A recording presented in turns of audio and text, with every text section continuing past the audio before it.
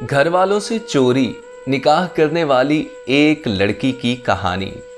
वो लड़की कहती है कि इंटरमीडिएट पास होने के बाद मैं पढ़ने के लिए लाहौर अपने मामू के घर आ गई। मामू के घर के सामने एक लड़के का घर था।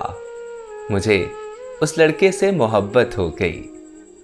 वक्त के साथ साथ मोहब्बत की शिद्दत बढ़ने लगी। शादी की बात हुई तो मैंने उसे बताया कि मेरी फैमिली बहुत सख्त है। अगर मैंने अपने घर मोहब्बत का नाम भी लिया तो वो मुझे मार देंगे। उसने कहा कि तुम्हें अपने घर वालों को मनाना होगा। जब तक वो लोग नहीं मानते हम तब तक इंतज़ार करेंगे। फिर हालात ख़राब होने लगे। हमने मेरी फैमिली से चोरी निकाह कर लिया, लेकिन उसकी सारी फैमिली को हम दोनों के निकाह का पता था।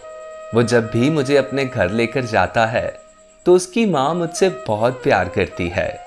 अभी हमारे निकाह को कुछ वक्त ही हुआ है कि अब वो बदला बदला लगता है। जब वो प्यार करता है तो प्यार की इंतहा कर देता है, पर जब लड़ाई करता है तो कई कई दिन तक मुझसे बात तक नहीं करता। वो मुझे बात बात पर तलाक की धमकी देता है।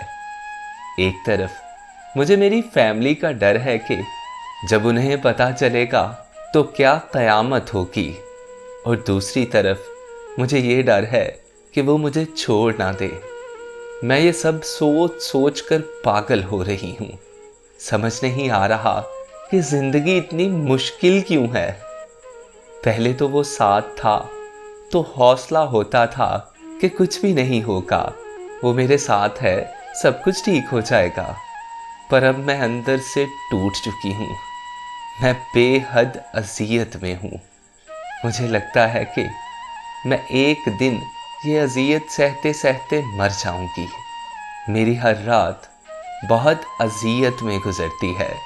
कभी कभी तो ख्वाब में मैं मर ही जाती हूँ।